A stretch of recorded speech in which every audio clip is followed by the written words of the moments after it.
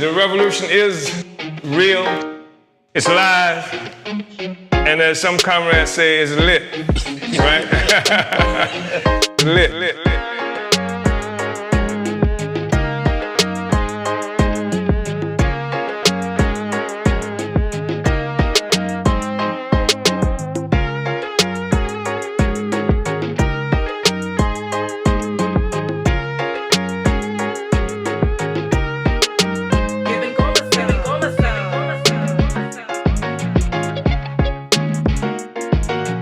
Real, live, lit, lit, lit,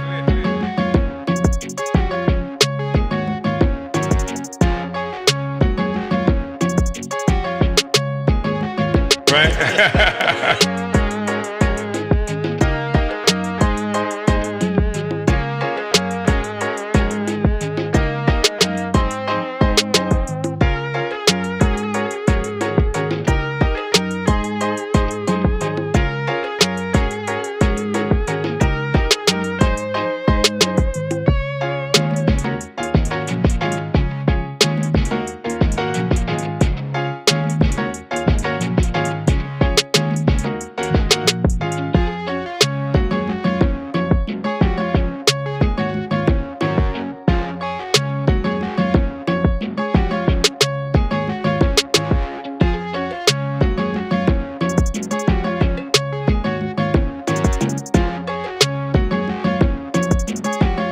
The revolution is lit.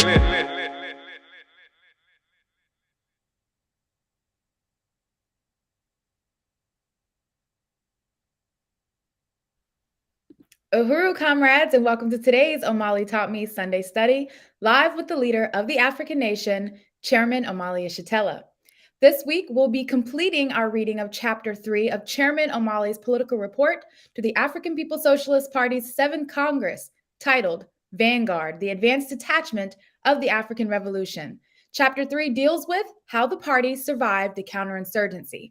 We'll be picking up on page 90 at the subhead, U.S. government counterinsurgency imposed deadly drugs on us.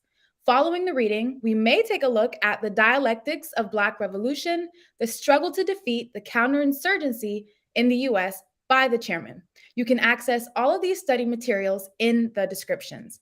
We'll begin with the reading from the chairman, then take a brief moment for announcements, and then go into questions and answers. Before we start, make sure to share this study far and wide. Take a moment right now to like this video, tag your friends, subscribe to our YouTube channel and Chairman Omali's Twitch channel, and hashtag in the comment section shared once you've shared it.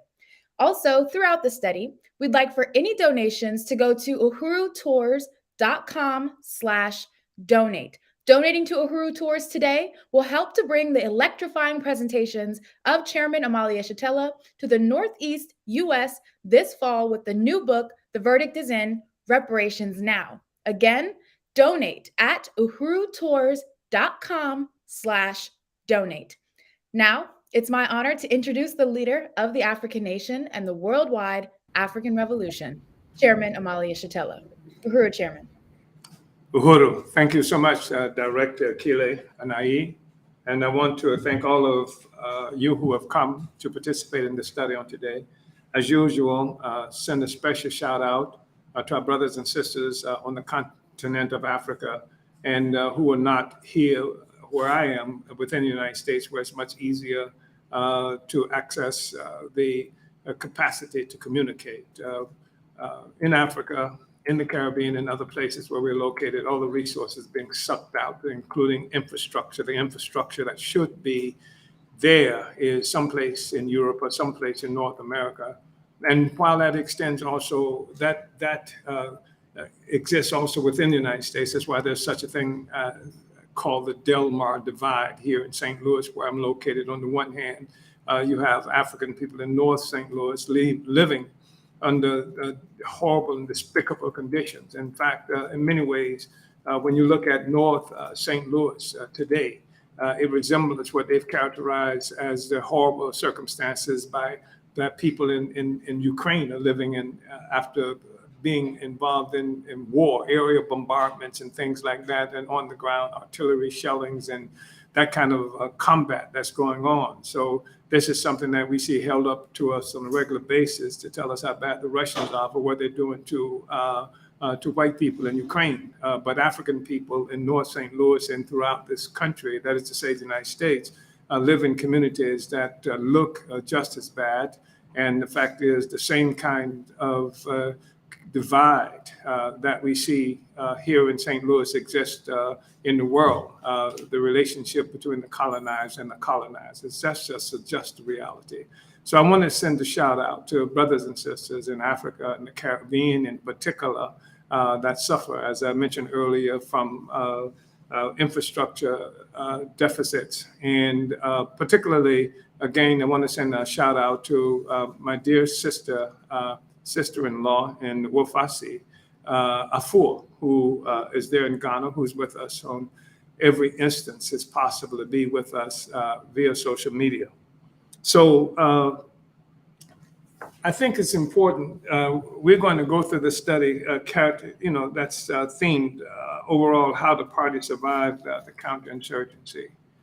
I think it's important to say that we're going through this study, and what we will do in the process is reveal, I think, some things about how the party is organized and how the party has moved historically that may offer some explanation for why we continue to survive as a party. But this is not a study braggadocio. It's not just a study to say, just how clever we have been as the African People's Socialist Party over the years. It's a study of repression. It's a study of the fact that Black people, African people, and the vast majority of the people on earth, not just Black people in this country, not just African people here in the various places I've referenced up to now, but people throughout the Americas and people throughout Asia and various other places around the world live under horrible colonial oppression. We live within a colonial mode of production that requires extreme violence of various forms to sustain itself, to maintain itself. That people do not voluntarily give up their futures without extreme violence. And what has happened is those who have taken power, those who have taken power from the indigenous people and that they have in the land that they have now characterized as America, those who have taken power over people from throughout the world and African people whom they have named as they will, they set the rules, they set the terms, they define what is success and what is not successful, what is legal and what is not legal. And of course, for an oppressor, oppression has to be legal, and fighting against oppression is illegal. And the vast majority of the peoples of the world live in some state of illegality when our existence is defined by the colonizer, by the oppressor. That's what the colonial mode of production requires. There's nothing normal. There's nothing good about the way Black people live. There's no such thing as white people, colonizers, the United States government, Britain, England, Germany, and the rest of them, providing for us some ladder of success from our state's presumed bestiality to the state of civilization that they presume for themselves. That's all of that is hogwash and garbage. And so I think it's important to say that. And what we are defining, when we talk about Black people, poor people, who living starving in so much of the world all the time, and that not just in the world in the abstract, but in North St. Louis, in Brooklyn, New York, over the hill in Nassau, in the townships of South Africa.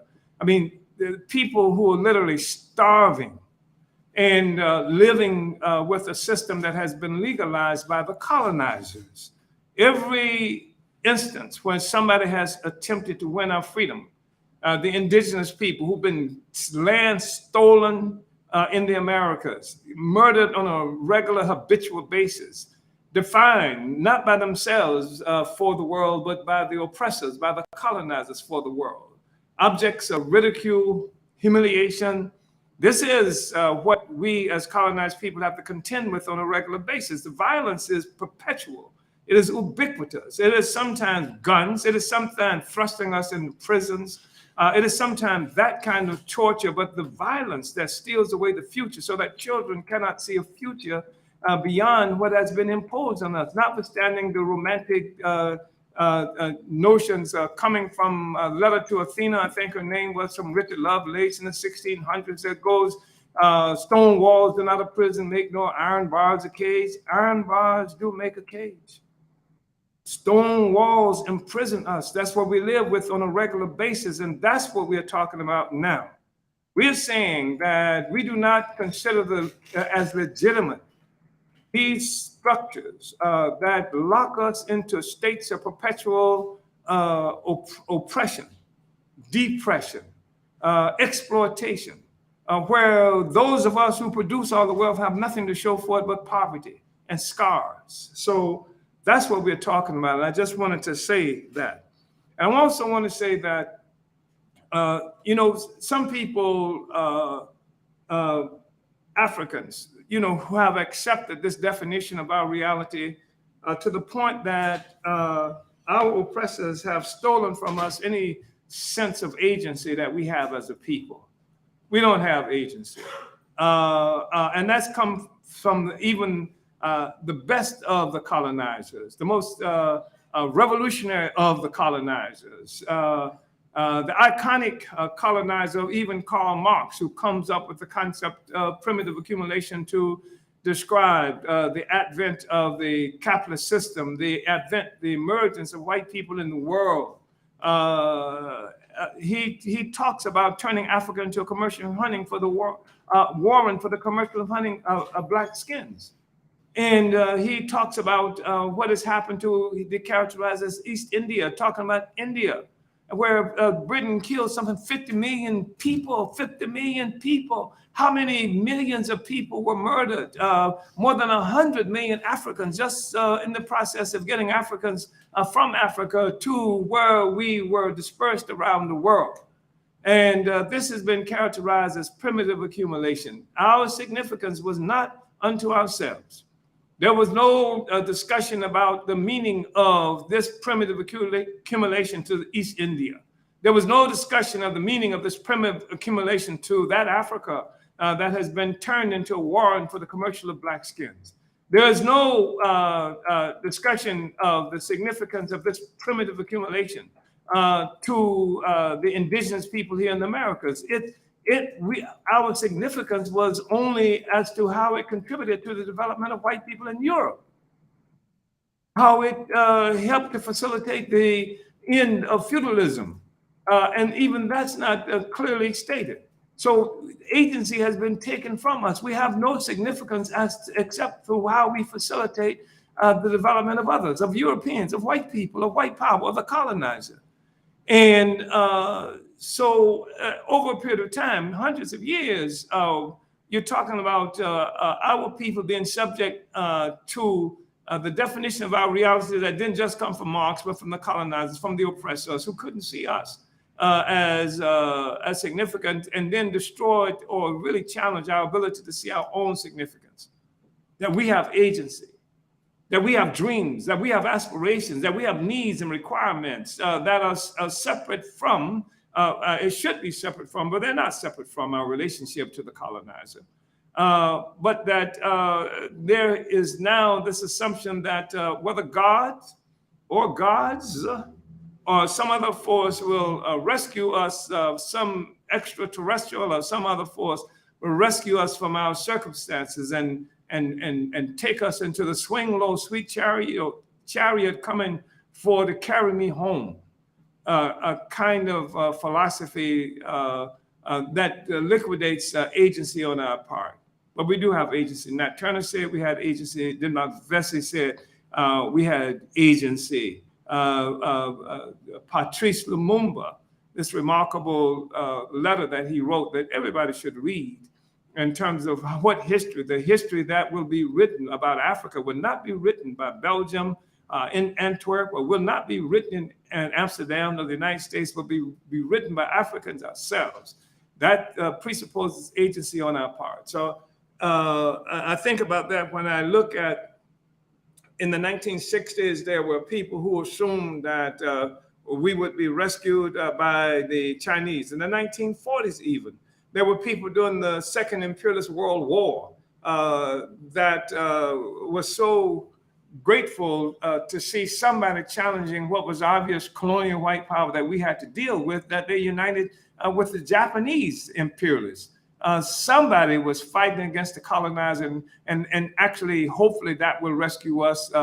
And whether that's China, whether that's Russia, and the great debates that's happened within our movement that didn't even deal with our situation, but dealt with who was the great leader, Stalin or Lenin or Trotsky, what have you, Marx and its significance, but could not deal with the conditions, with a worldview that stemmed from our conditions, born of our conditions as a people. And today, I know that even within our own movement, we've seen people who sort of saw, and perhaps even now look at what's happening in the world, and it's very clear that something incredible is happening in the world. Nothing will be as it was yesterday, or last week even, or a couple of months ago, certainly, and 4 years ago. I mean, the world is just changing at such a rapid pace. We see condensed into in weeks what it used to take years and years and years to transpire. But the world is changing, and this changing world is something that many people have assumed will of itself result in the liberation of our people. Look at how Russia is standing back and pushing back against the U.S. and against the colonizer, and how things have changed. Look at what China is doing. Look at the incredible movement that we see happening in Nicaragua, how the Afghans fought for 25 years against the greatest military power in the world and prevailed. I mean, people see this, and too often, especially Africans, assume that this is going to mean our freedom, our liberation. But what will mean our freedom is what we do. It's what we do. That's why we have this discussion about counterinsurgency. We have to make this freedom happen. Nobody's going to do it for us. Indeed, we are our own liberators. But for that to be meaningful, you have to be talking about not just dealing with a counterinsurgency in some kind of abstract way, a counterinsurgency that prevents us, that stands between us and the actual capture of power over our lives. You don't just wish that into existence. You don't just pray that into existence. And it's all wishful thinking and prayer if you don't organize to make it happen, if you don't build the kinds of organization, if you don't have the kind of theory and analysis that says this is where it is that we're trying to go. So I know a lot of people who have proclaimed themselves to be revolutionaries, but they haven't built revolutionary organization. They're not informed. What they do is not informed by tactics and strategy born of revolutionary theory. They are revolutionaries. I don't care how much they proclaim themselves to be that. And people can get angry if they like, if we say that's not revolution. Revolution is more than wishful thinking. It is more than wishful thinking. It is actually building organization, being informed by revolutionary strategy that can put forth science as an approach to bringing freedom. And it has to be born of a hatred of a social system that oppresses and exploits and cannot exist without oppression and exploitation, that was born, that came into existence through enslaving people, through committing genocide against peoples. And brags about it, and that creates military forces and armies and thugs that will wake you up at 5 o'clock in the morning and threaten your lives and threaten your families and sometimes kill you, and proclaim themselves to be beacons of democracy, because who's going to argue with them? They got the guns. They got the capacity to silence you. They've got the law that backs them up when they do that. This is what we're looking at, and this is why we have to fight, why we have to struggle, why we have to be a revolutionary organization, why we have to have this discussion about counterinsurgency. And I know I've wasted a lot of time with this intro to the discussion, but I'm going to page 99 now. So we go to page 90. So we say the U.S. Government counterinsurgency imposed deadly drugs on us. Ultimately, the colonial rulers imposed an illegal capitalist drug economy on the colony after denying African participation within the legal capitalist economy. Because you're going to live. They know you're going to live, so they won't allow you to work. They won't allow you to get a job. They won't allow you to produce your own businesses and things like that so you can survive. They know you want to live. They know you're going to live. They know, and so what they would pull, it's like somebody starving you and then throwing you poison meat to eat because they know you got to eat. And so it's poisonous. It's what they do. This is what they've locked us into, this kind of process. And then they blame us for dying. Right? So after the rebellions of the 1960s swept U.S. cities, urban African communities throughout the country, this country, were consciously and strategically decimated by the colonial capitalists through urban removal programs that tore down long-standing African economic, cultural, and residential centers, efforts that often included building freeways and sports arenas through African neighborhoods. This was policy.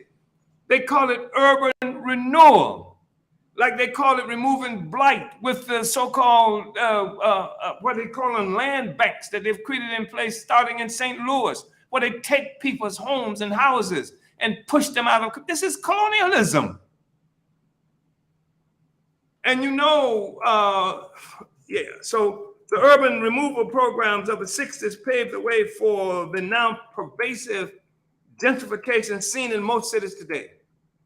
A goal of gentrification is to disperse concentrations of African people in urban areas, a goal consistent with the counterinsurgency. In the 1960s, the US government that was carrying out vicious colonial occupation and war against the people of Vietnam began flying opium from Southeast Asia in CIA planes to the US, simultaneously creating counterinsurgency programs against two critical anti-colonial fronts, Vietnam and the US internal or domestic African colony. This is why as soon as pro-democracy and anti-colonial African leaders such as Martin Luther King, Malcolm X, and Fred Hampton were assassinated by COINTELPRO, an epidemic of heroin hit our communities hard.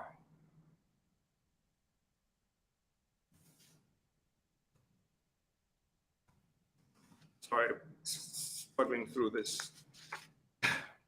By the 1980s, following the victory of the Vietnamese Revolution over U.S. imperialist military, the U.S. was again waging counterinsurgency, this time against the liberation movements in Nicaragua and Central America. Meanwhile, it expanded its counterinsurgency against our domestic African colony far beyond the COINTEL program, with the mission to salt the earth of the entire African domestic colony in an attempt to make sure that it would never rise up again.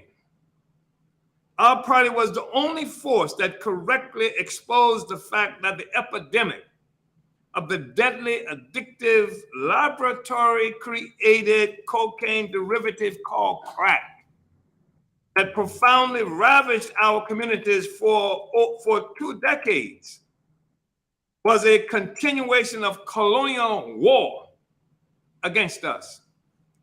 After the victory of the Sandinista revolution in Nicaragua in 1979, the US military sent massive amounts of munitions and training to undermine it and the Salvadoran revolution. I mean, does it sound familiar? The training and arming of these proxy forces called the Contras was being funded by profits from crack sales in African communities by the Central Intelligence Agency and other arms of the U.S. imperialist state. Indeed, our party educated Gary Webb, a reporter at the San Jose Mercury News, who used his position to expose that the U.S. government was responsible for crack cocaine in our communities. San Jose is part of the greater Bay Area of Northern California, where for years, from our base at the Uhuru House in Oakland, we led marches and campaigns exposing the White House as the Rock House and Uncle Sam as the Pusher Man.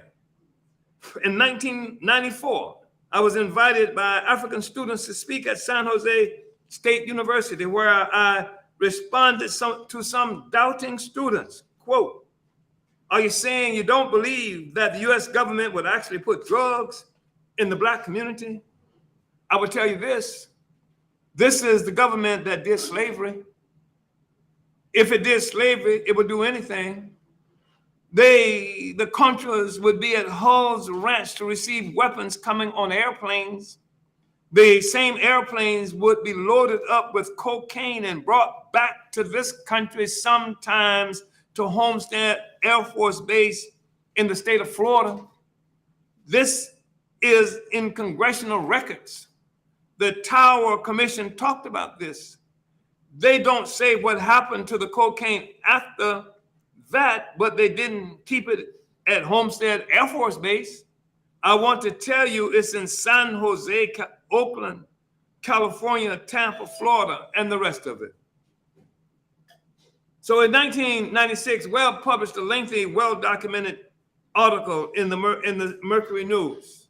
And these articles used resources that were so extensive. And I don't know if I have them anywhere anymore. I'm not computer savvy enough to know but there were at least 600 pages. And this stuff was researched, resourced, incredible kind of documentation that was done. In 1996, Webb published a lengthy, well-documented article in the Mercury News that later became the book Dark Alliance, the CIA, the Contras, and the crack cocaine explosion, which exposes the fact that the U.S. government did indeed impose crack cocaine into African communities and funneled millions of dollars of drug profits to the CIA-backed Contras. In his author's note, Webb states, Dark Alliance does not propound a conspiracy theory. There is nothing theoretical about history. In this case, it is undeniable that a wildly successful conspiracy to import cocaine existed for many years, and that innumerable American citizens, most of them poor and Black, paid an enormous price as a result, unquote. The cocaine economy functioned as poisoned meat thrown to a starving population. As in any colonial situation, economic activity is closely controlled and monitored by the colonizer. It is the colonizer that determines whether there will be colonial economic activity and what it will look like. Clearly, the drugs imposed on the domestic colony with an estimated annual value today of $500 billion were there because the colonial state wanted them there. The absence of any legal economic life prevailed because the colonial rulers wanted it that way, which is one of the reasons that our party and movement is under attack today, because we create economic institutions independent of that kind of colonial control and defying that colonial control. The drug economy served to demoralize and criminalize our community and provided a scapegoat for the neo-colonial African petty bourgeoisie to avoid charging the colonial rulers for the conditions that we face. This also allowed the petty bourgeoisie to distinguish themselves as the so-called good Negroes who, like the white colonial society were being undermined and brought down by the African working class, the primary target of the drug offensive. In the wake of the government-imposed drug economy, the U.S. began passing laws that enabled the colonial state to round up millions of African workers who had recently been organized to revolution and put them in prison, eventually building the largest prison population in the entire world. Massive prison building projects were established all over the U.S. as white communities vied and fought for prisons to be able to provide colonizer nation white workers well-paying jobs at the expense of the tens of millions of colonized African people stuffed into these concentration camps as their families and communities profoundly destabilized. Atrocities were and are carried out in the prisons, which created an economic boom to the white population. African communities were under siege, facing literal martial law with set curfews, amidst helicopters flying overhead as scores of repressive U.S. government organizations, deadly SWAT teams, and police programs were set up in our oppressed and impoverished neighborhoods.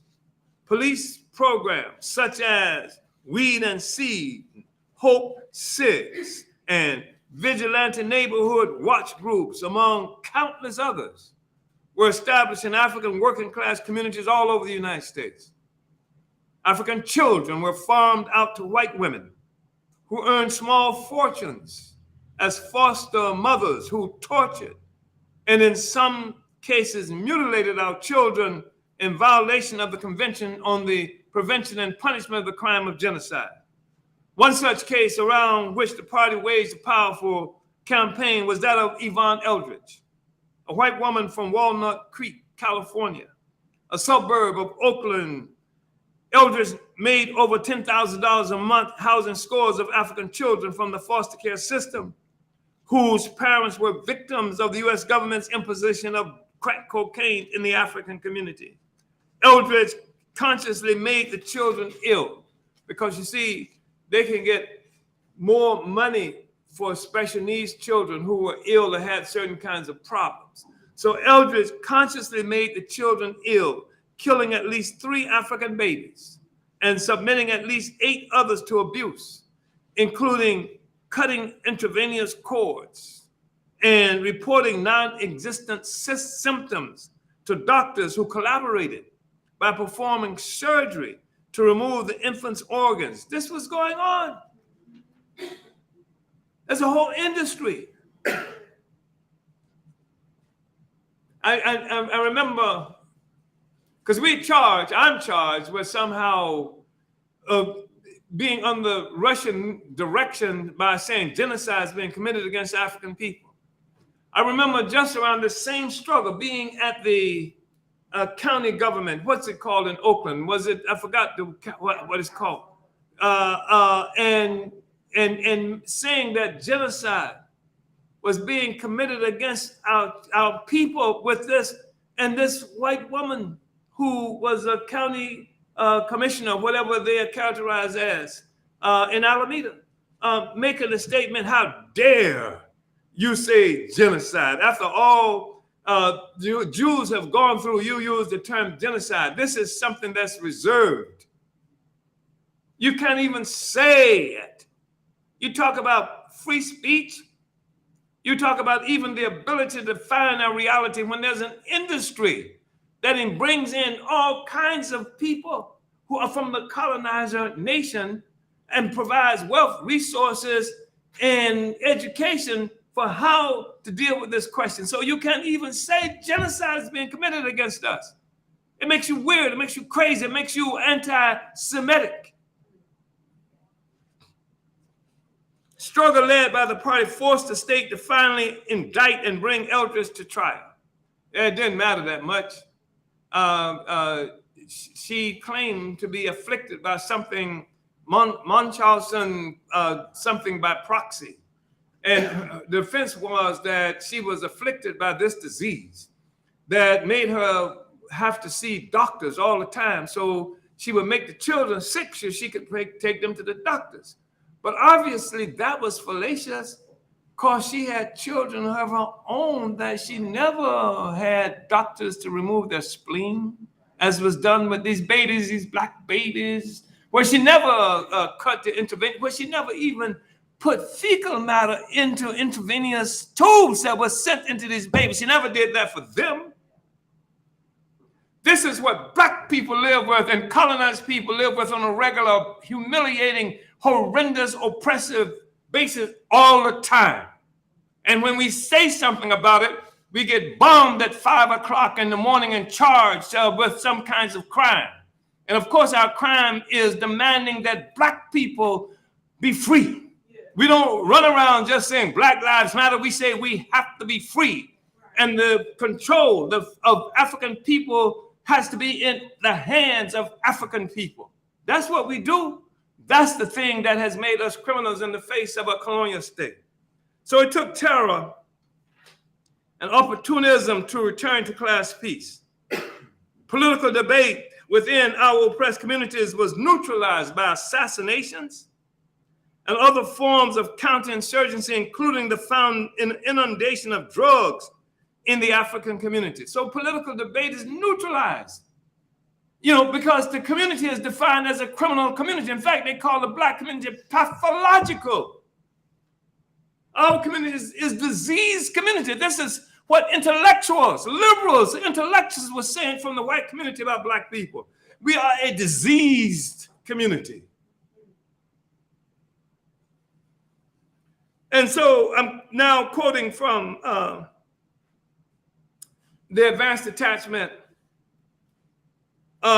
It took an all-out urban war against the black working class in the 60s for a return to imperialist class peace and the reinstatement of the facade of the two-party system supposedly represent the class interests of all people. This war saw African workers stand up alone. This war saw African workers stand up alone, not only against armed police organizations, but even armed military forces usually reserved for foreign U.S. intervention.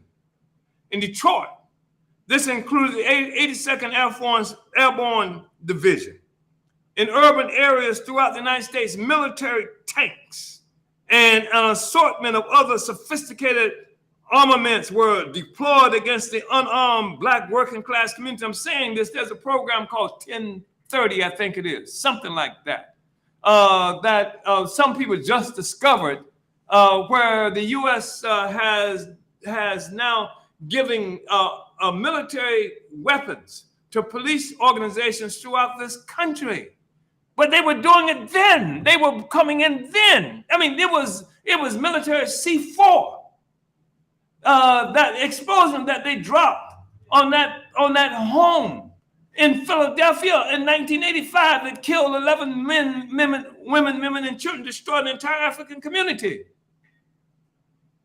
The U.S. ruling class used its military power, its state power, to defeat the independent revolutionary capacity of the African working class, the only internal social force that made it necessary to defend the capitalist social system. The African working class was the only social force inside the United States that was capable of challenging the bourgeoisie for power, the fundamental question in any revolution. For all these years, subsequent to the military defeat of the Black Revolution of the 60s, the bourgeoisie has expended a tremendous amount of energy and resources in keeping the African working class politically disoriented, disorganized, and unable to come together organizationally in its own class interests. The whole of the North American colonial community of intellectuals hungrily jumped on the anti-African bandwagon, a concerted effort to use the consequences of the drug economy to prove the pathology of the African community became a goal of colonial academia. Hillary Clinton. Hillary Clinton made her infamous statement calling African children super predators in 1996, following on the heels of her husband's 1994 counterinsurgency crime bill, which implemented the 3 strikes you are out clause targeting African people and installed 100,000 new cops on the streets of African communities all over the US. And by the way, Joe Biden wrote that crime bill along with the police. Literally, with police, he wrote that crime bill. Petty bourgeois, and the thing is, the collaboration of white people in this country, of the colonizer population, is just so profound. It's so deep. It's so intrinsic to how we live. It's so ordinary that it's not even recognized by the colonizer, by the white population itself. It's just so damn, it's like air. It's prevalent. And white people know that what has happened in this country in terms of with Africans. They know they don't see no indigenous people walking down the streets in this country. They know that the indigenous people ain't got nothing in this country. They know that. This selective kind of amnesia, because it's comfortable not to know what is happening to Black people in the same city that most of them are living in, even if it's across the freeway someplace, the one that they learn to go around, the one that is already designed to take white people around those communities. They know we are there, and this oppression exploitation is there. It's extraordinary, but it's a payoff for this. It's rewarded. Keep your mouth shut, or we'll raid you like Penny Hess and Jesse Neville. You see. So petty bourgeois, pro-independence, Black nationalists from a variety of organizations joined in on this attack on the African working class, in some instances actually supporting the colonial occupied military force in their attacks on the colonized population in the names of so-called taking back our communities. At least one organization, the Provisional Government of the Republic of New Africa, RNA, made participation in the US-led war against drugs a part of this struggle to weasel reparations from the white rulers, because, as they said, we can use the money to give the RNA's drug-fighting efforts a boost. This is what they said, to give our drug-fighting efforts a boost. Like other apologists for the colonial terror being inflicted on our community, these Black nationalists would-be leaders defined the US-imposed drug economy and its aftermath as self-inflicted. This is what they said. This is literally what they wrote. We engaged in all kinds of struggles with them, and this nonsense, it's not nonsense exactly. It's certainly something that facilitated the oppression and exploitation of our people by Black nationalists who ostensibly believed in self-government. That's what they said. They said that we believe, that's why they call themselves the provisional government. They said, we are the government of Black people, not the white rulers who we are leading into the communities in the name of taking back the streets and fighting against drugs. Our party took on a deep, and we should say futile, struggle with the RNA and other so-called pro-independence organizations for more than 5 years. We struggled that the African Revolution cannot move forward without defeating the counterinsurgency, the most important question of that period, and that we must defend the besieged African working class. Our book, Black Power Since the 60s, which is a chronicle of those struggles, note, we initiated this discussion, this struggle against opportunism, as part of a process to solve the outstanding problems of the revolution. The vicious counterinsurgent colonial war that defeated the Black Revolution of the 60s continues to immobilize our revolutionary process today. We must overcome the counterinsurgency as a condition for moving our revolution forward. Hence our current fixation on the counterinsurgency. For a while, there are a handful of anti-colonial African organizations, some of which might actually do political work. It will take revolutionary work to liberate us. It is as simple as that. And revolutionary work is that work which correctly sums up and acts upon the period in which we exist and struggle. But for this to happen effectively and consistently, such work must be informed by advanced revolutionary theory. For years now, the African People's Socialist Party has been attempting to win the US-based African anti-colonial movement to the significance of the US counterinsurgency. We have held tribunals, forums, symposiums, and mass mobilizations to expose the counterinsurgency. The articles from the Burning Spear, which make up this book, expose the actual participation of two groups, the Provisional Government of the Republic of New Africa and the Nation of Islam, in so-called anti-drug counterinsurgent activity. But others have also participated in one way or another as well. The Nation of Islam, under the leadership of Minister Louis Farrakhan, initiated a campaign of so-called dope busters, which achieved notoriety with a televised beating of a so-called drug pusher in Atlanta, Georgia. The New African People's Organization initiated some sort of Take Back the Streets campaign based on the assumption that violent African youth gangs or drug pushers control the streets of our colonized communities and not the streets and not the militarized colonial police, who are the first line of counter-revolutionary resistance to our struggle against colonialism. We of the African People's Socialist Party have argued that while we must struggle to achieve control of our communities as part of the struggle against domestic colonialism, the activities of these groups bow to the definition of the primary contradiction in our community as defined by the colonial white ruling class, especially since none of them is involved in campaigns to bust the slumlords or the cheating, avaricious merchants or violent white vigilantes. None of them has campaigns to take back the streets from ski mask wearing police thugs who violate our community daily. This coincidence of interest with the campaigns and definitions of the white ruling class and media validates the counterinsurgent activities of the ruling class and state. It validates the counterinsurgency itself, notwithstanding the hollow protestations of the groups to the contrary.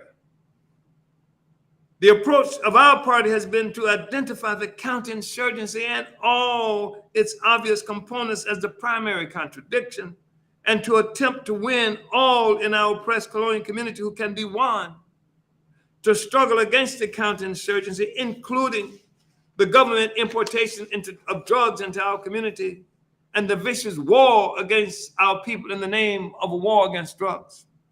This approach makes the government the enemy and calls on everyone, including the penny anti-drug dealers, to unite against the government in every way, including a cessation of the distribution and usage of drugs. The other approach makes the African youth the enemy and unites with the government campaign against them. As our party has summed up, the African working class was demoralized and under intense ideological and political assault, exacerbated by our apparent voluntary participation in the illegal drug economy that had been organized by the US government and made possible in part by the counterinsurgency war that had effectively neutralized the most influential organized components of the anti-colonial struggle.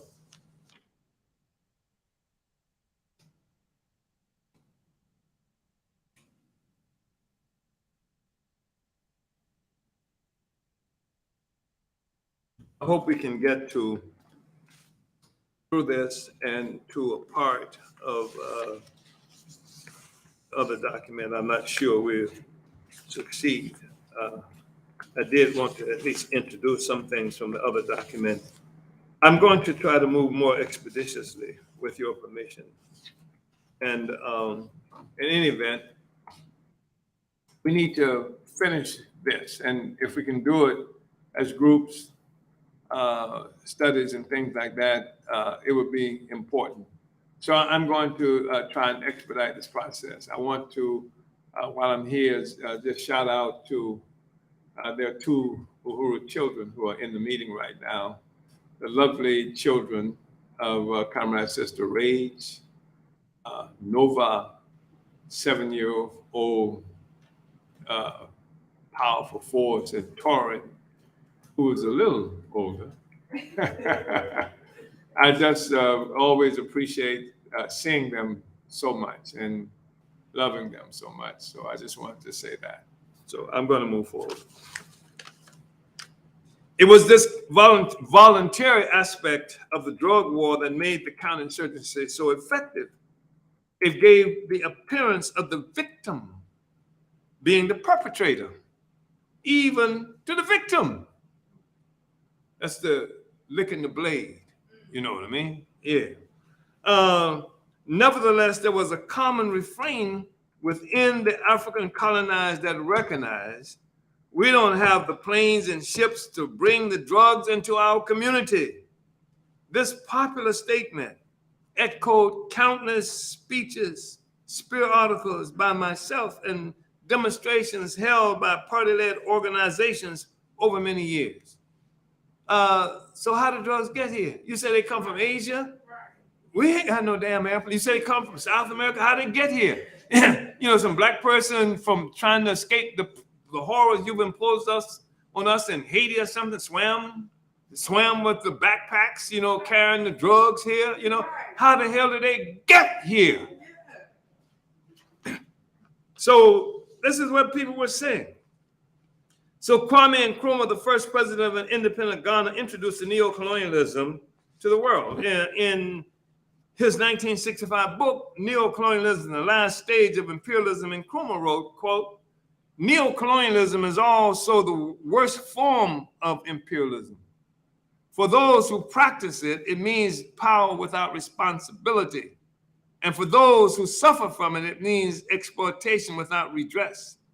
In the days of old-fashioned colonialism, the imperial power at least had at least to explain and justify at home the actions it was taking abroad. In the colony, those who served the ruling imperial power could at least look to its protection against any violent move by their opponents. With neo-colonialism, neither is the case.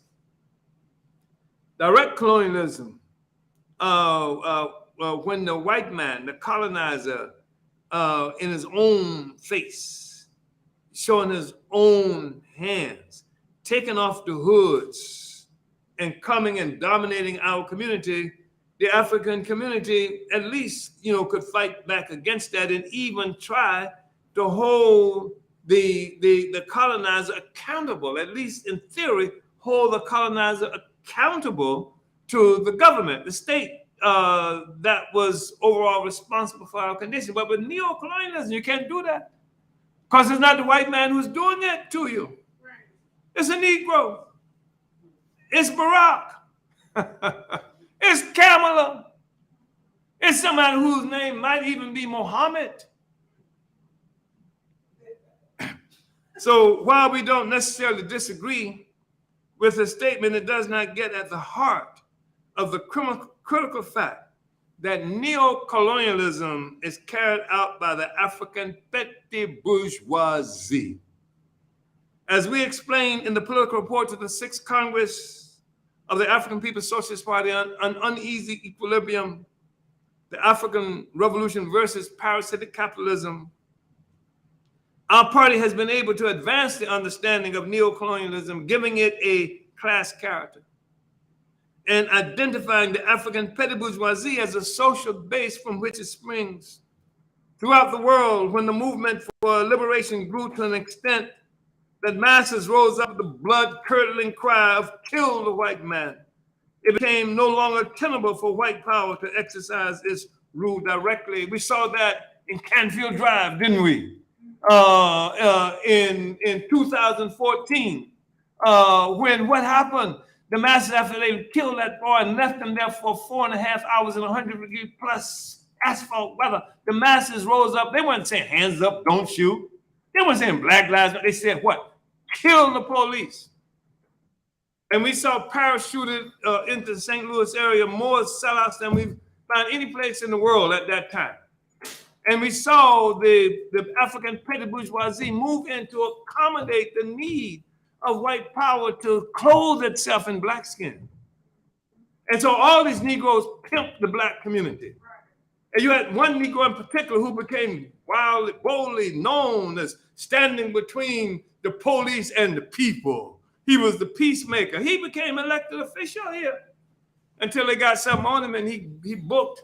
He resigned and bounced out of town.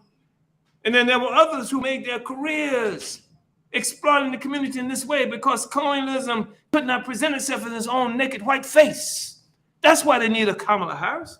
That's why they need a Barack Hussein Obama, because the people can see them clearly when they come in their own skin. So indirect rule, neo-colonialism, white power and blackface became necessary.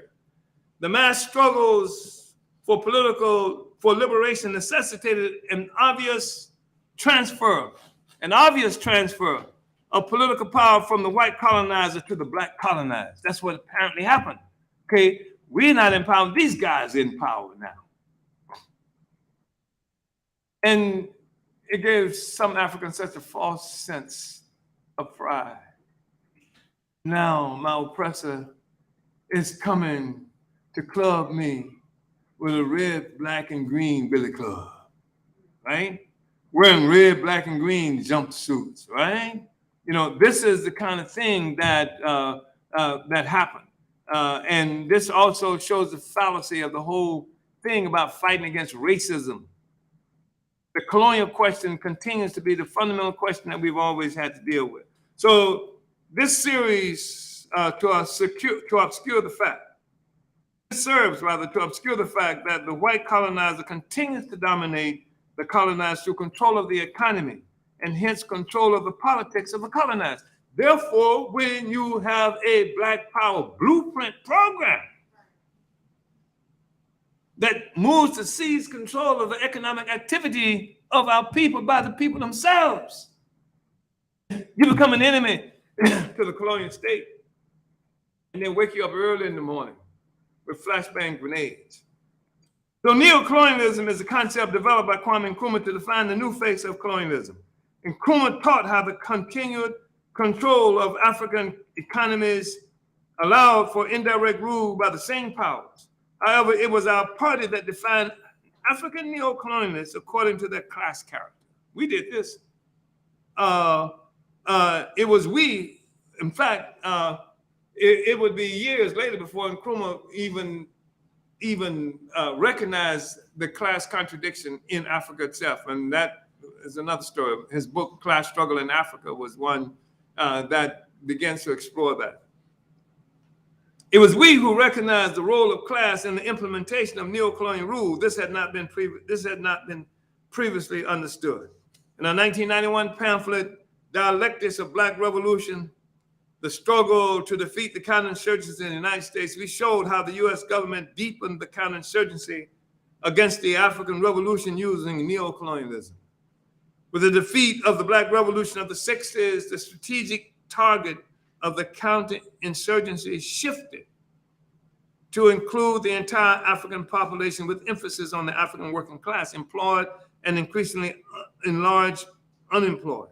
See, what happens is that the revolutionaries, the revolutionary organization became the primary target first. Fred Hampton, Huey P. Newton, Stokely Carmichael to some extent. I mean, Stokely sort of, left the country, at a high tide of counterinsurgency activity. Jomo and others of us, on a regular basis. We were the target, but when they defeat the the leadership of the revolution is neutralized, then the whole population becomes the target. And that's a requirement. Get rid of the Vanguard. Get rid of those advanced forces so they can then come back and deepen the repression. The only time they let up on the people is when they need to define the revolutionary forces as the enemy, the target, the problem. There's other good Negroes except for these, right? And then if they can get rid of us, then they come back with a vengeance on the people. An essential component of this counterinsurgency is a drug economy imposed on an economically dependent colonized community by the U.S. government. Accompanying this is the cynically deployed war on drugs used to justify a near total abrogation of the national democratic rights of African people that we fought and died for. The right to vote. African people, nobody fought harder in this country for the right to vote than African people. Nobody died for it like African people. Bombs killing our children in churches and things. African people. The right to vote, the right to participate in the electoral process where you say their transfer of power can happen legally. You're talking about what, Trump and January 6th? But this was the reality, it has always been the reality for African people. Just the right to vote, the right to register sometime to be a member of Joe Biden's party. And so they attack us for participating in the electoral process. But they don't say we're attacking you because you're running for office. They don't say we're attacking you because you're utilizing a democratic component of the whole structure here. They say we're attacking you because Russians told you to do it. The thing is, they've attacked our right to vote.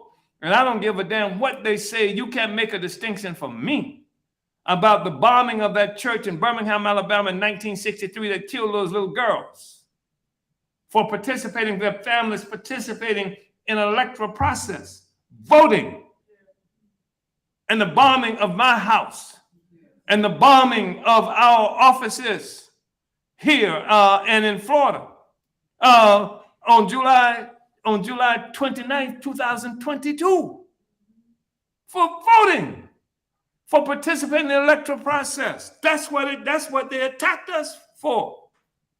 I'm not gonna let them forget that. I mean, I can't stop them. We don't have no armies and stuff like that.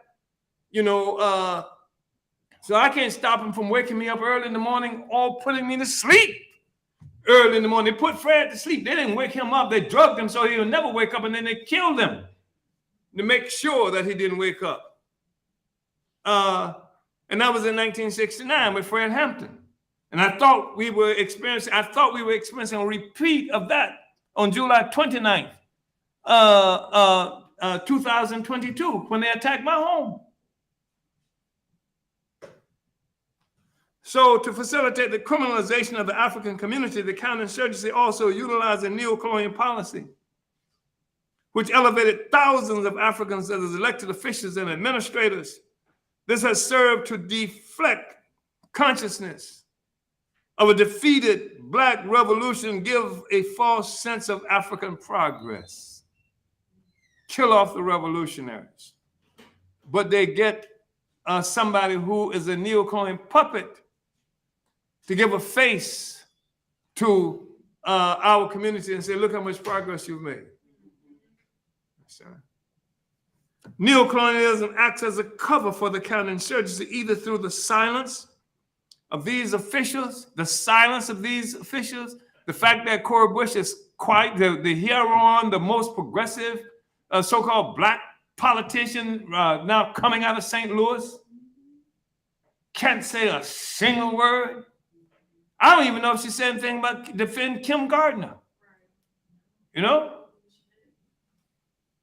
They act as covers because they're there. They're in the government. They represent rational Black people. They represent what Black people, they are the ones who they quote in newspapers while they're doing everything to misquote us or not quote us at all. They they're the ones that the Black community can hear from. And even the community can be convinced they're hearing their own voices when they see this Black face standing up talking to nonsense to them.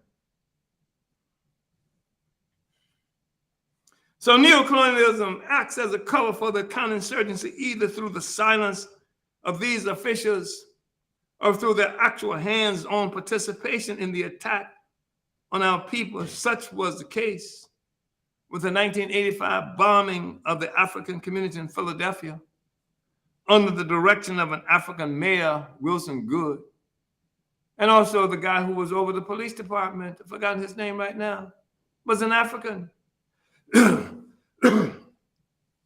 In our book, Black Power Since the 60s, in the chapter on the counterinsurgency against our people and the response of the Black movement, we provided an example of Washington, D.C. as a template for U.S. counterinsurgency with the complicity of the neocolonial class. On April 10th, and this is from the book. On April 10th, 1989, U.S. capitalist white power government, the U.S. capitalist white power government revealed the newly unfolding form of the government's counterinsurgency against our people's just struggle for freedom and repossession of the material wealth stolen from us by 400 years of slavery and foreign domination. That's our wealth. That's our wealth they stole. That's our wealth. That's south of the Delmar Divide.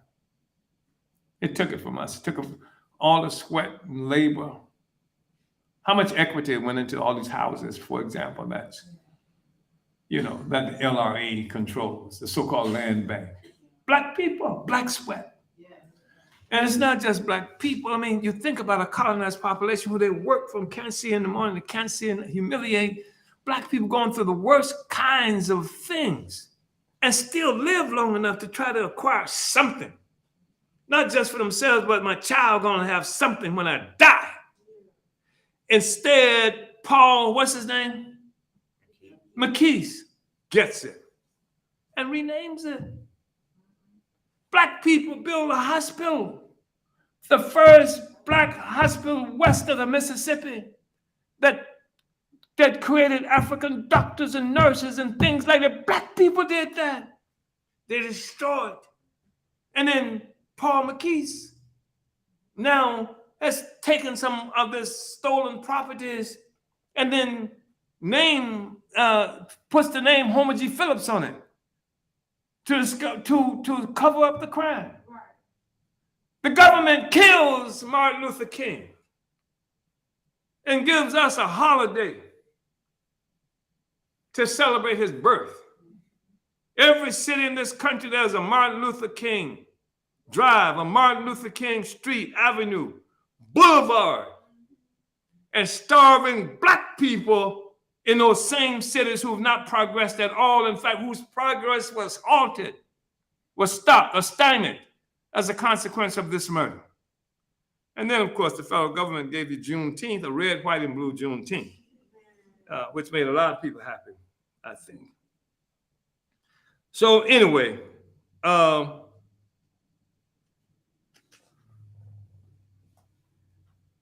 April 10th, where are we now? Okay, yeah.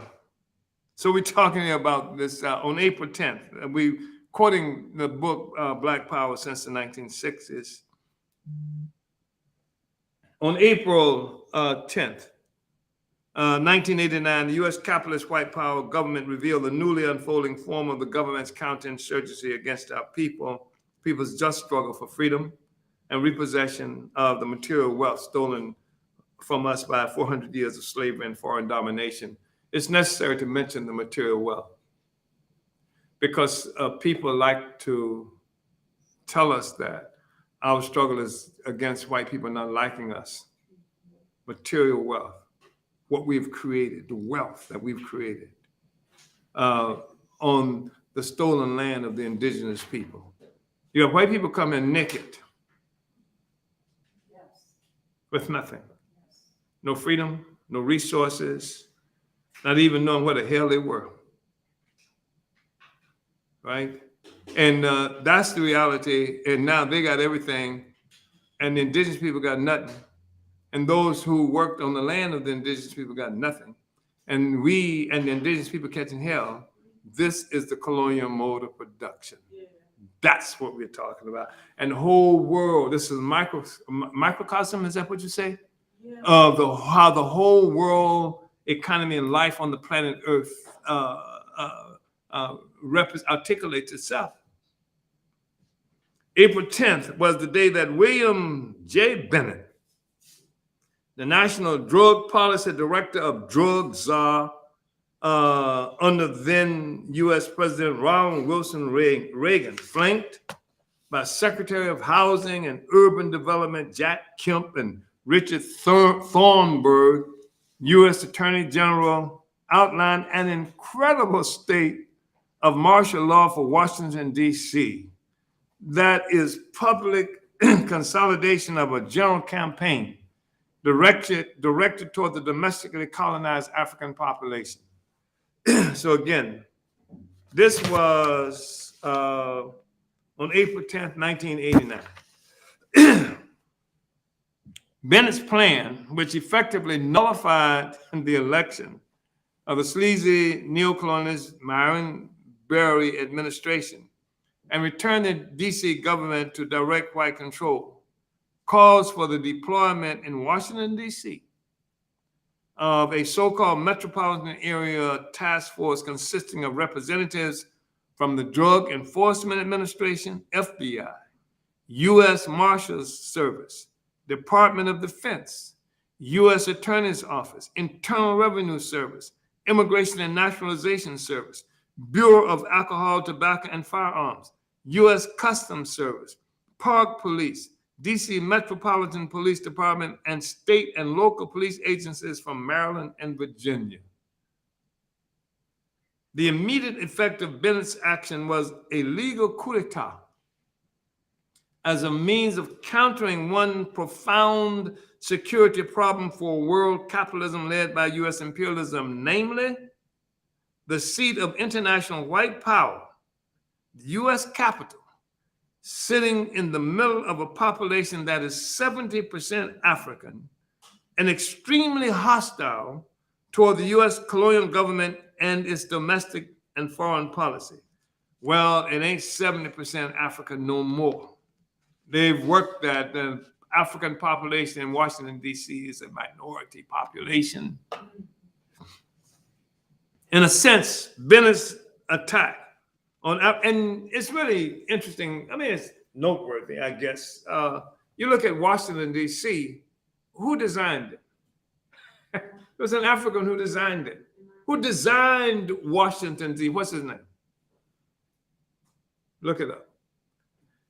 In a sense, Bennett's attack, Benjamin Banneker, Bennett's attack on African people in Washington, D.C., is testimony to the growing limitations of neocolonialism as the main strategy for U.S. imperialism in its war against African people. The fact is that the authority of the black puppet regimes established by white power in cities throughout the U.S. is wearing thin for the millions of oppressed and literally starving African working and poor people. The neocolonialism, more appropriately called Negro colonialism by some party members, became a chief component of the counterinsurgency against our struggle following the defeat of the Black Revolution of the 60s. Hundreds and thousands of well-trained, generally educated individuals who together make up the worst kind of social scum were recruited to the service of white power in the form of black elected officials, administrators, and policy initiators such as civil rights groups and personalities. Their job was to act as political covers for white power by allowing it to assert itself against our people through themselves or their programs. This is what the African working classes had to contend with. I mean, and so you have these Negroes who are better educated, generally speaking, than majority of the people in the community. These people hold political office. They got all the connections that ordinary people don't have. They break the law often, and it's in the newspaper, and nothing ever happens to them. These are the ones who will say that the crime in the Black community is so bad in my ward, send in the National Guards. They will say that. And these become the spokespersons, representatives of our communities. And even with all of that, they're amateurs in terms of oppression and exploitation. But they're convenient because anytime the government needs somebody to blame for all of the horrors that's inflicted on the community, they take the fall. So they become the corrupt ones, took bribes, took a few $1,000s bribes when there are millions and billions of dollars being pushed through these white politicians and these so-called investors who control the economic activity in this community. These guys are amateurs. They're not getting the action from the NGA. They're not getting all the money associated with that. They're not getting hundreds and hundreds of properties of stolen from the Black community in one fell swoop. Like Paul McKees. I mentioned Paul McKees, and he ain't even the worst of them. So they become fall guys. They become the evidence to the world that Black people cannot govern ourselves. And they are put there for that purpose. So whenever it becomes convenient, they snatch the rug out from under them and say, see what we told you about Black people? They're the ones who are responsible for the conditions, not the system itself, and certainly not the white racist, quote unquote, gibberish. So our party has made it clear from the very beginning of our existence, that the African petty bourgeoisie as a class will always betray the African Revolution, which must be led by the African working class with fierce adherence to its interests. As we laid out in our 1981 book, Bread, Peace, and Black Power, political report to the first Congress of the African People's Socialist Party. I'm trying to watch my watch, comrade director, and just signal me when I need to stop. I'm self-critical that it's taken me so long to get through these last few pages up to now. Our party has made it clear from the very beginning of our existence that the African petty bourgeoisie as a class will always betray the African Revolution, which must be led by the African working class with fierce adherence to its interests. When we say as a class, the African petty bourgeoisie will always do that. But there are individuals who, among the African petty bourgeoisie, voluntarily do betray the interests, the class interests of the petty bourgeoisie, and unite with the interests of the African working class and poor people, the majority of the people. They do that voluntarily. And yeah, we don't have enough time to explore that much more. I wish we did have more time and our better structured to be able to explore some of that too, because it has a lot to do with how the economic life and activity in our community has changed. Because at a particular time in history, up until relatively, in the 1960s, when it was clear that the African population here was purely a proletariat population, working class population, even African forces who owned businesses in our communities made contributions to the African Revolution. They did. They funded a lot of what we did. Their buildings were and properties were accessible to the revolution, to the struggle. But as that began to change, and this whole so-called desegregation process set in, which was again part of the means through which the colonizer began to change the face of colonialism. As that began to change, even the ability of African people to own their own businesses became problematic. Because the thing is, the colonial population has to be kept in a state of dependency. So they would destroy and make sure that you cannot set up businesses in your own community that could move because their economic interests, the African petty bourgeoisie, the African small businesses have their own economic interests. They need to control the market in their community. They need to have access to the workers. They have a different kind of relationship to the African population than the other forces. And so they can't get loans anymore for the businesses. They get bought out, they get gentrified out and what have you. And the next thing you see in your community, there are people who ain't white necessarily, but they got all the businesses in your community. And then, of course, that creates a real fight and animosity that between the African community and the quote unquote Arabs and other forces in the community who are given loans that we can't get. The objective, of course, is to maintain a state of dependency in the African population. You have to be dependent. So they would make assets available to certain other sectors of other populations. That creates friction between Africans and other colonized people, and divisions and stuff like that. And it also maintains a level of dependency. And this friction, by the way, is also that contributes to informing the others, colonized people who can operate in your business about the worthlessness of Black people. So they adopt the same attitudes toward African people that they get from the white man. And that's the reality that we are faced with. We get Arabs who catch hell from white people in occupied Palestine that they call Israel. They catch hell. They're treated like animals and stuff like that. And then they come to the African community where they can get some loans. They can set up, get some businesses and stuff like that and treat Black people like hell. Yeah. You understand? This is the kind of world that we live in, and we don't have enough time to explore that with the kind of depth that I wish we did. So,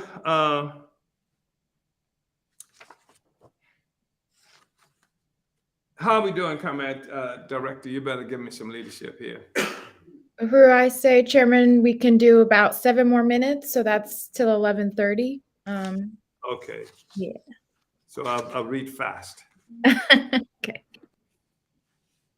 So there's nothing wrong with the speed of the reading, right? Okay. So we laid out in our 1981 book, Bread, Peace, and Black Power, a political report, the first Congress of the African People's Socialist Party.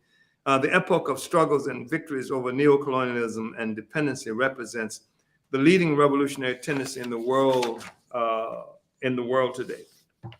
It is an epoch which finally thrusts humanity upon the threshold of world socialism, for it challenges the very foundation upon which world capitalism is built. This epoch of struggles and victories over neocolonialism and dependency directly threatens the primitive and non-capitalist accumulation of capital upon which world capitalism was constructed, and without which it cannot survive in its present form. The neo-colonial strategy of the imperialist powers continue to serve the colonizers today, if not so well. Only our party, the Vanguard and Advanced Detachment, never stopped defending, engaging, and upholding the interests of the African working class, while neo-colonial politicians and celebrities such as Jesse Jackson viciously attacked them. In later years, Bill Cosby joined in the attack on African workers. Jesse Jackson, I don't know if you know, became the official representative of Bill Clinton in Africa. He became the U.S. government's official representative in Africa. He carried the water for them throughout the continent of Africa. Today, thanks to the counterinsurgency, there are an astounding 2.3 million people in U.S. prisons, a 500% increase since the 1970s when our party was founded. This is in the context that the U.S. population has only increased by 48% in that time period. So in a time period where the U.S. population itself only increased by 48%, the prison population in the United States has increased 500%. Colonized Africans and indigenous people within the United States officially account for 37% of the US population. That is colonized people and the indigenous. Yet we represent 67% of the prison population, according to the Sentencing Project. We should note that those African prisoners who register as quote unquote mixed race are now counted as white. They need all the help they can get, allowing the US government to give the appearance that the number of African prisoners in the US has declined in recent years. African men, colonial subjects, are nearly 6 times as likely to be incarcerated as white men. And federal courts imposed prison sentences on African men that were 19% longer than those imposed on similarly situated white men between 2011 and 2016. In 2015, 48,043 children were in US juvenile prisons, of which 44% were African. Think about this. In 2015, 48,043 children were in US juvenile prisons, of which 44% were African. There are about 1,600 children in the United States serving life sentences without parole, 80% of which are colonized African children. US is the only country in the world that sentences children to life in prison. 1 out of every 8 people in prison in the entire world is an African man in the United States. This is significant, not only because the large populations of China and India must be factored into the equation, but also the entire billion-strong population of colonized Africans throughout the world is factored in. So 1 out of every 8 person in prison in the world is an African in this country. It is abundantly clear that the leap in prison incarceration within the United States is a direct result of the US counterinsurgency that crushed the Black Revolution of the 60s. A host of designer laws created especially for our movement and people were initiated in virtually every politician running for political office, often including Africans, run on a platform of a public policy of police containment of the African community. All right, comrades, I'm going to stop it here. And I'm self-critical. I couldn't get more done within this time frame. So, Director Akile. Uhuru, Chairman. Uhuru, and thank you so much, Chairman. And also just want to let comrades know who's tuning in today that you do have access to the study materials. So you can continue reading this chapter. You can also purchase the entire book, Vanguard, the Advanced Detachment of the African Revolution, at theburningspear.store. And as the chairman mentioned, this would be a good piece to just continue studying, pulling together study groups to go over the full extent of this chapter. This next section is really profound, especially considering the period and what's going on right now. White people feign ignorance of the war against African people. And we see a different position taken by an example by comrades like Penny and Jesse, who are part of the, who 3 under the leadership of the African People's Socialist Party. So I want to just encourage comrades to continue studying this incredible chapter. Thank you so much, Chairman, for the profound leadership that you've provided in this study today. And I don't have a large audience with me, but in the comrades in St. Louis, I just, want to just give the chairman a round of applause for that brilliant presentation.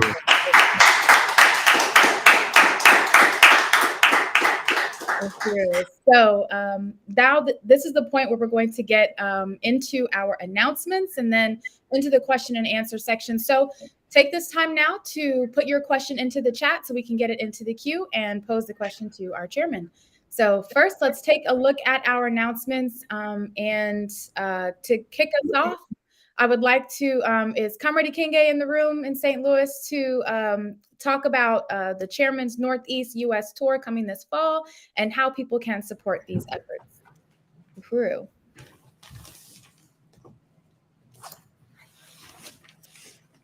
Uhuru, comrades, great study, absolutely fantastic. Uhuru, salute to Chairman Omali Yeshitela. I want to once again, appreciate everyone for tuning into this study and everyone that has contributed to the Uhuru Tours campaign that is currently running right now to bring Chairman Omali Yeshitela to the northern part of the U.S. for the book tour. And to say that we're happy to announce that the Burning Spears publication of the new book, The Verdict is In, Reparations Now. If it hasn't, I think it's gone to print already. And to say that this is a powerful book that will include most of the brilliant testimonies from the first tribunal on reparations to African people, which was held in Brooklyn, New York in 1982. Led by the African People's Socialist Party and Chairman Omali Yeshitela as the people's advocate, the tribunal put the U.S. government on trial for genocide of African people and ruled that African people were owed $4.1 trillion in reparations in the U.S. alone. The chairman used the Genocide Convention of the United Nations as the legal basis for the tribunal and exposed again in 1982 that the colonial conditions of African people met every one of the UN's 5 qualifications for the crime of genocide. It was during this time that the chairman determined that the party would make reparations a household word, which indeed it has become. Uhuru Tours is getting ready to launch a tour for this very important book, which will go to Philadelphia, Newark, and New York in September. So we're using every Omali taught me to help raise resources for the tour. We are asking everyone who can to go to www.uhurutours.com/donate. Our goal is to raise $200 a week until mid-September. And right now we have raised $80. We have $120 left to go. I want to thank Comrade Sarah, Comrade Lisa, Comrade Robert, Bakari, and Melanie who donated thus far. Again, we have $120 left to raise this week. Again, you can go to www.uhurutours.com/donate to help support bringing the chairman to the northern part of the U.S. In September. Uhuru. We have raised $890 over the past 4 weeks. Uhuru. Uhuru. Uhuru, thank you, Comrade Kinge. And everyone, you can see the link on your screen. Donate to the Chairman Omali Book Tour, uhurutours.com/donate. So thank you so much, Comrade Kinge. Let's make our $200 goal in this study today. Go ahead right now and donate, and share this link out with your friends, your family, your comrades. Get it all, out on your platforms as well. uhurutours.com/donate. So now let's take a look at some of our other announcements. All right, so join the counteroffensive to stop the FBI attacks on the African People's Socialist Party and the African liberation struggle. Drop the charges against the Uhuru 3. Donate or volunteer to the Hands Off Uhuru, Hands Off Africa Defense Campaign today. For more information, go to handsoffuhuru.org to volunteer, donate, to sign the petition. We have outreach materials you can download, print, and conduct tabling in your community, on the street corner. Let the world know and bring them into this campaign so they can raise up the demand to drop the charges against Uhuru 3. Again, all of that information is available at handsoffuhuru.org. This afternoon in Washington, D.C., join the Hands Off Uhuru, Hands Off Africa D.C. Organizing Committee, standing in solidarity with the National Network on Cuba's rally at the White House to demand Biden take Cuba off the list of state sponsors of terrorism, end U.S. economic terror toward Cuba, end U.S. imperialism and global terror. Hear from Hands Off Uhuru, Hands Off Africa DC organizers as they deliver a solidarity statement in defense of Cuba's right for self-determination. Find more information about this event at theburningspear.com/events. On Monday, June 26th at 7 p.m. Eastern, 6 p.m. Central, the Hands Off Uhuru, Hands Off Africa Counteroffensive is hosting an exciting mass meeting featuring special guests, Chairman Fred Hampton Jr. and Mike Africa Jr., titled Born of Resistance, Fighting for African People to be Free, Drop the Charges Against the Uhuru 3. This mass meeting will include presentations from our special guests, including Chairman Omali Yeshitela, as well as updates about the case against the Uhuru 3 and ways that you can get involved in the fight back to put the state on trial. Register today at tinyurl.com/handsoffmeeting or by going to handsoffuhuru.org for more information. On Wednesday, June 28th at 6:30 p.m. Central Time, don't miss the web event titled America Found Guilty of Genocide, Reparations Now, hosted by the African People's Solidarity Committee.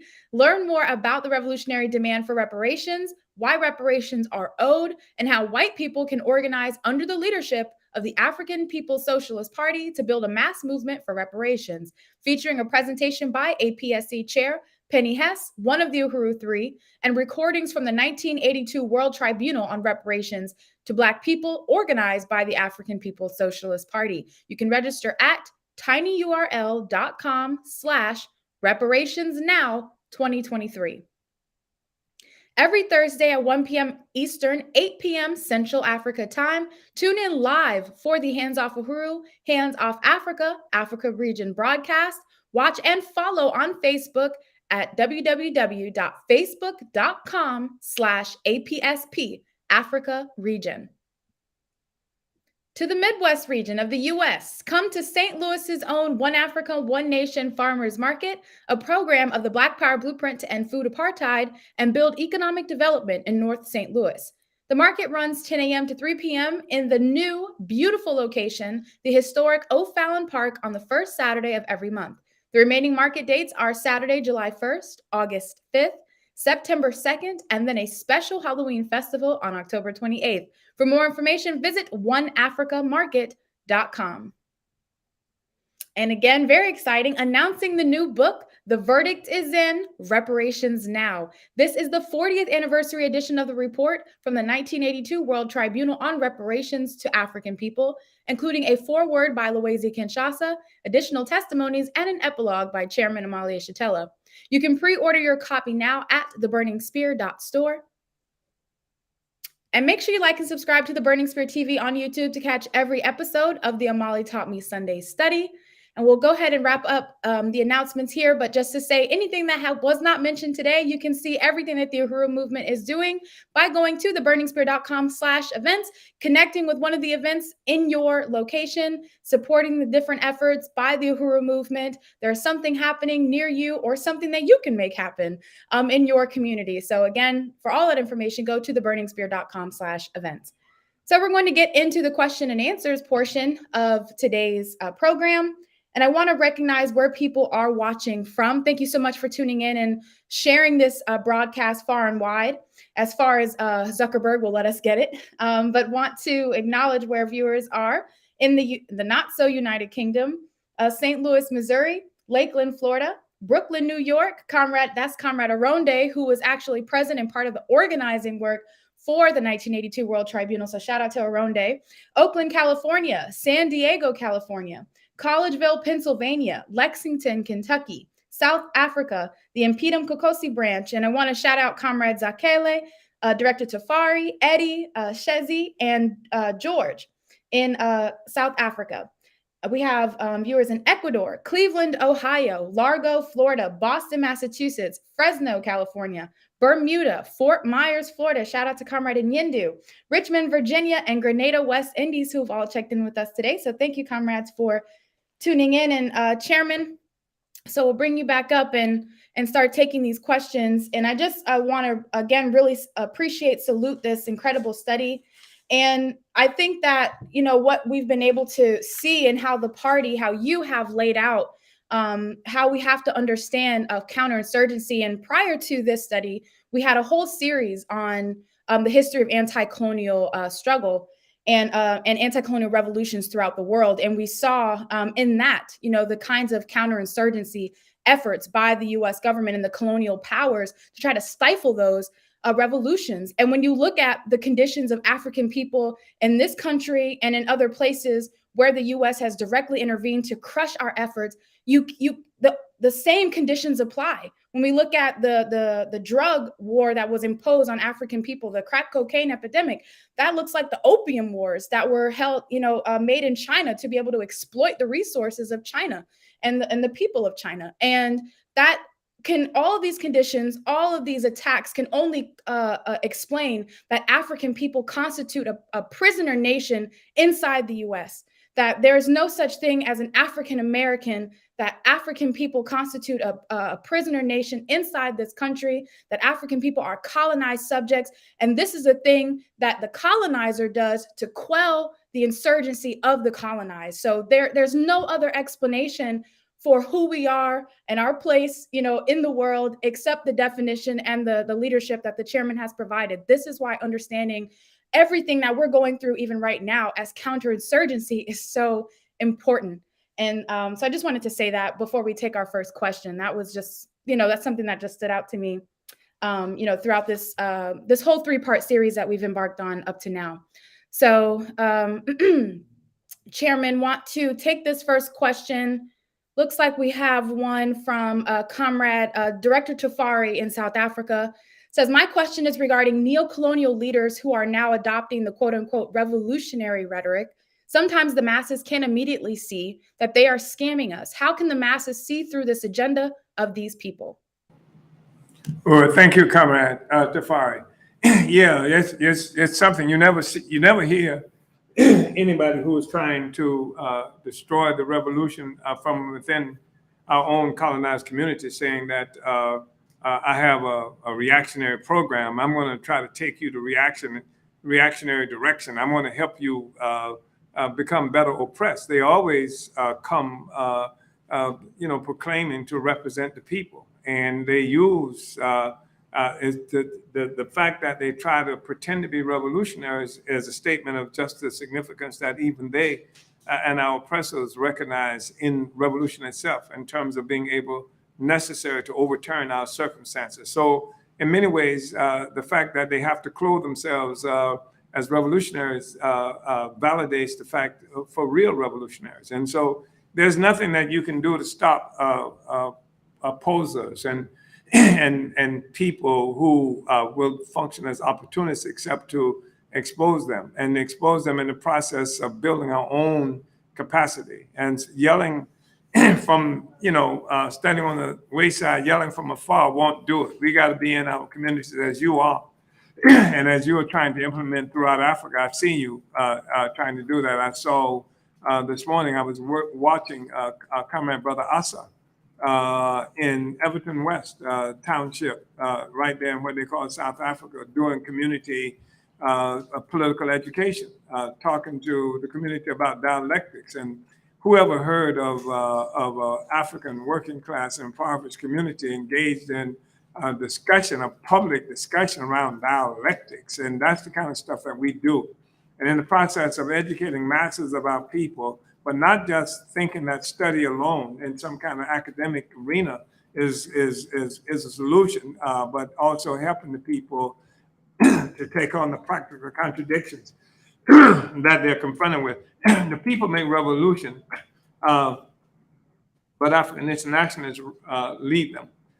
So you got to have somebody to lead, and you got to have somebody who is given, that kind of leadership. And the thing that we've come to understand a long time ago is that our oppressors cannot contend with us, and they can't even defend themselves ideologically and politically. That's why they won't tolerate open discussions and open debates and what have you. That's why they'll kill you and attack you. That's why they killed Malcolm and put people in prisons. because they cannot justify who they are and what they do. They can't defend themselves ideologically and politically. And neither can these people who are proxies, who come into our community with the same skin. They know the same dances, they eat the same foods and act just like the oppressed people or try to trick the people, but they can't defend it. And that's what we have to do. We have to put our programs before the people. Let the people see our program. Let the people see what we stand for. And let the people be able to distinguish us not just by what we say, by what it is that we do concretely and practically defending the interests of our people. People need that. People are tired of sellouts, believe it or not. People are really tired. They just need to know. The only way they can really be clear that somebody's a sellout is when somebody provides an alternative to what the sellouts are saying. I think it was a comment, the Honorable Elijah Muhammad who used to also, he used to say that if give people a clean glass and a dirty glass, they'll always drink out of the clean glass. And that's what we have to do. We have to provide people with that kind of understanding concretely on the ground, bringing them into political life. We have to transform this from a purely academic question to engaging people and solving their problems. That's what the programs we have in dealing with the garbage and the trash in the communities there in the townships where we are located, and trying to initiate economic development programs and political education programs on the ground. That's who we are. And the fact is that these communities can and should belong to us, in the sense that you ain't gonna see the sellouts, generally speaking. They ain't coming to these communities till it's time to run for office. And when they come to our communities, they need to run into a wall of African internationalism coming from the mass of the people and from us, like in an organized fashion. So I know that comment to Fari, that was a sort of long-winded response, but I hope it was helpful. Uhuru, Chairman, thank you. And thank you, Director Chafari. I would just really want to unite with that. As long as we're on the ground providing an alternative, these forces can't hold face much longer. They quickly crumble under that pressure of trying to maintain it. Yeah. So, Uhuru, Chairman, thank you. So our next question, we have, this is 2 questions from Comrade Don in Buena Park, California. Comrade Don says, Uhuru, Chairman, how do you explain to comrades the contradiction of identifying with America, for example, being an American? And the second question is, Chairman, how do non-Black people who are not Solidarity Committee comrades separate themselves from imperialism? Second question is becoming part of the Solidarity Committee. That's how you separate yourself. I mean, it's not an academic question. I mean, you do that with your actions. I mean, our experience has been, even during the height of the 1960s and what have you, the white people who loved us, they really, really, really, really, truly, deeply, profoundly loved us, but it never represented itself in a kind of concrete, material kind of way. And they didn't love us enough to root out the fundamental contradiction that we were dealing with. They loved us as long as it facilitated the fight for white rights in some way or another, whether there was white rights as women, as homosexuals, as white workers, et cetera. They always equalized this struggle, and they refused to look at the fact that the fundamental, most profound contradiction that we're looking at in this country and the world is colonial contradiction. And white people cannot resolve that contradiction except by uniting under the leadership of those of us who are colonized. That's how we overturn it. And if those who claim to be fighting for socialism or communism or something to that effect, you can't get to socialism. You can't get to the communism you want without destroying colonialism. You can't destroy colonialism as white people. What you've got, except what you do to provide solidarity for the struggle of the colonized people ourselves. So that's how the response to the second question. In terms of the first question, it had to do with, I think, bringing awareness to African people, or many often who consider themselves Americans or something to that effect. That's not something that you do automatically and overnight. Our work is long-term. Our work is consistently providing political education and providing leadership for the struggles of the people. It is through this process that we win people. And so you can't do it necessarily with speech or just a sternly provided articulation of who we are, et cetera. It takes struggle. You know, I used to use the analogy, and I don't want to. There's an objective reality that's independent of what we think.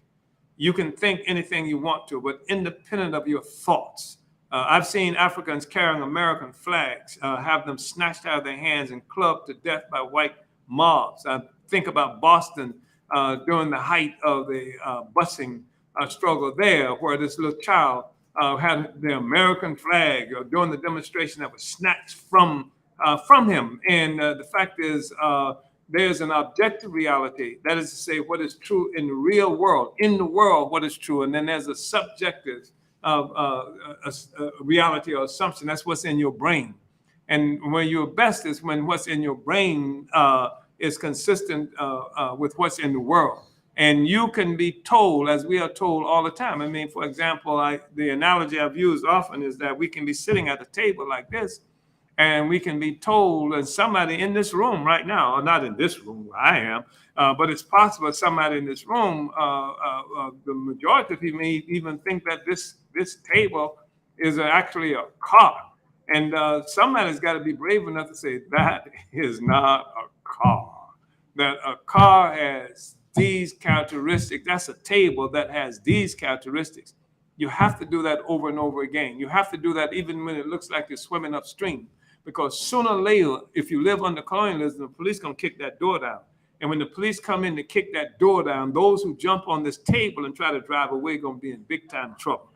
So we have to have the responsibility of always, even swimming upstream, helping the people to understand. I hope that was helpful, Don, because there is no immediate solution, one. And two, we have to think of, you say a comrade, we have to think of the people as in terms of social existence and not just as individuals. So this individual you may win right now, win his friend, win her friend, win her mama, his mama, win people all around them, leave them isolated in their stupidity. We say you're Africans. We don't say you're a smart African. You can be a dumb African and actually think you're an American. Uhuru. I should say you should be misled African, misguided African, and actually think you're an American. Uhuru. Uhuru, Chairman. Comrade Don says, Uhuru, I truly unite with this response. Concrete analysis of concrete situations, social existence, not individual existence. Uhuru. Right. Uhuru. Yes, and I would also just say, show them this chapter, show this whole history, and that there's the proof in the pudding right there. So I want to also, we are going to be wrapping up. We might have time to take one more question, but I want to acknowledge forces who have donated so far to our $200 show goal today.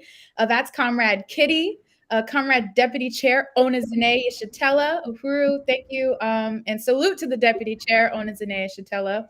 I want to acknowledge Comrade Leah and Comrade Wendy, whose contributions so far have allowed us to raise $190. So we only need $10 more left to reach our $200 show goal today. So Uhuru, Comrade. Oh, I'm sorry. Which Wendy? I do not know. Yes. Wendy S. Wendy Wendy S. S. Okay, Wendy S. Wendy Okay. S. Uhuru, comrades. So we just need $10 more to make our $200 show goal. And you can go to uhurutours.com/donate, insert that last $10 or more, and we'll be there or exceeding. So also we got shout outs from Stockholm, Sweden, Bowie, Maryland, Battle Creek, Michigan. So Uhuru, comrades, thank you for joining us today. And do we know where it is in Stockholm? I see the name. I apologize, comrade. I'm gonna pronounce this wrong. Faggering. Okay, it's not somebody who. Good. Yes. Good. All right. Uhuru. All right. So one last question. This is from. Let me get the. name right on here. I don't think this. Oh, yeah. Okay. This is from The Last African on YouTube, who asks, Honorable Chairman, I feel our people are defeated, conquered, and happy in chains. What do you think about the state of so-called Black Americans? And Chairman will end on that. Well, Comrade, Last African, I really want to say that revolutionaries are optimistic and not just idealistically so. That we know what brought this thing into existence, and we know that the state of consciousness of African people is something that's been artificially imposed upon them. And we also know that I know that if I'm smart enough to understand what we are talking about day and today, and can fight for freedom, then the masses of our people are too.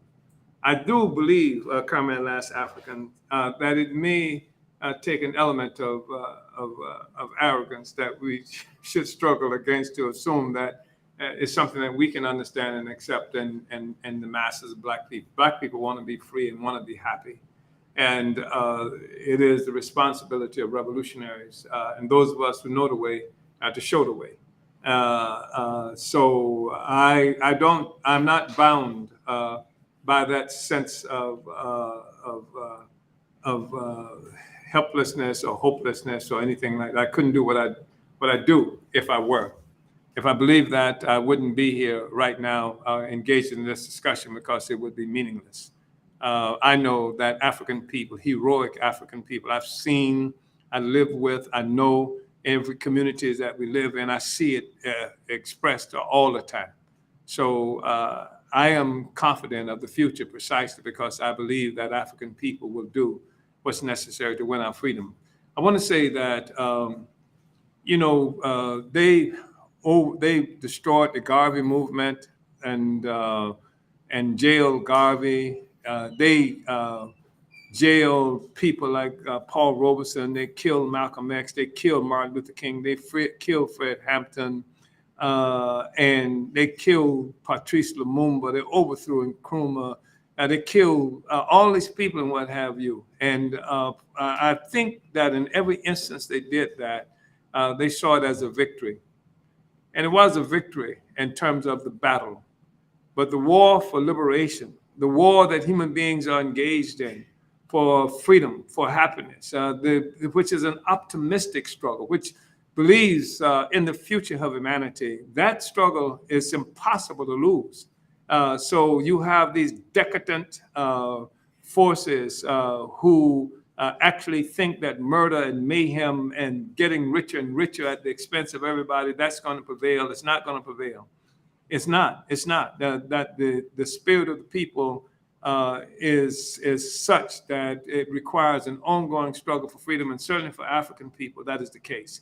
So I am optimistic, and I'm saying this in general terms, not just in response to Comrade Last African. I am optimistic, and I'm saying this also recognizing that they do have the ability to kill people, jail people, etc.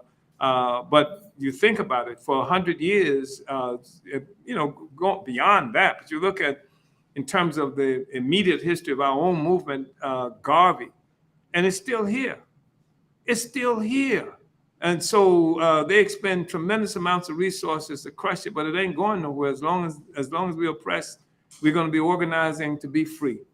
And I'm glad that we have an opportunity to play a role in making that happen. I want to thank you, Comrade Director, and all the brothers and sisters and comrades who've come on to this discussion. Victory is ours. Uhuru. Uhuru.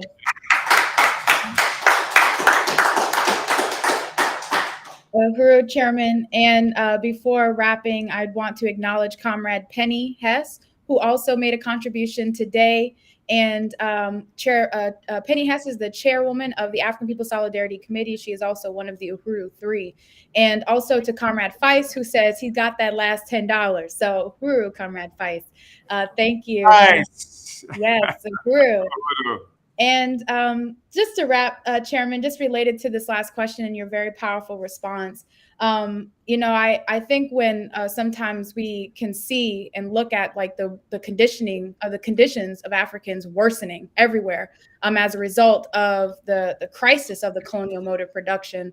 And it's those same conditions that propel us forward, towards this aim of having to transform, this the whole world that we live in. And it reminds me of the struggle that we were engaged in Oakland, California. I wasn't born yet, but it was something that always stuck with me because we were engaged in a struggle with somebody who was very well known, who had said, "How can the people make a revolution when the people don't have a place to stay?"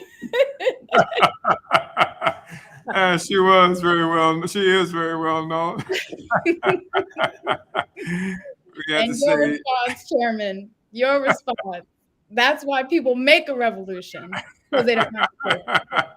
And I'm glad you said that, because I look at Last African and others who see the conditions of African people, and I look at what this government does. And if you shut down every avenue for the people to have freedom, if you say you can't do it through elections, if you say you can't do it through a peaceful assembly, et cetera, does that mean that people are not going to fight for freedom? It just means that you are building this explosive thing all the time. You think you're quenching the revolution, quieting it, shutting it down, et cetera. You're just building an incredible, powerful explosion that is going to bring the entire thing down.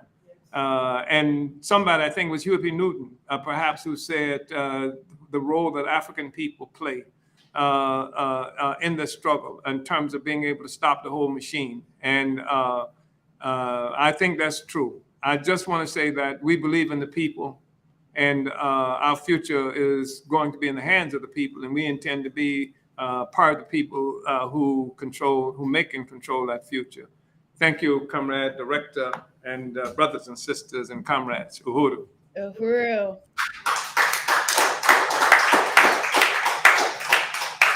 And the comrade in Stockholm, Sweden wants me to say hello to Chairman Omali for me. And we also got Uhuru from Bertin in Paris, in France. Uhuru, comrades.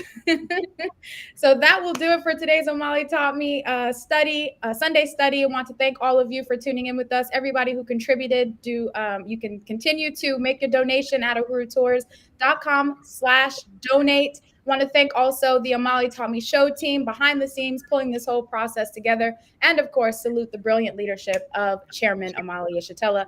Make sure to follow the chairman on Facebook, Twitter, Instagram, TikTok, and Twitch, and subscribe to the Burning Spur TV on YouTube to catch every episode of the Omali Taught Me Sunday study. Uhuru, hands off Uhuru, hands off Africa. Drop the charges against the Uhuru 3. Uhuru. Uhuru.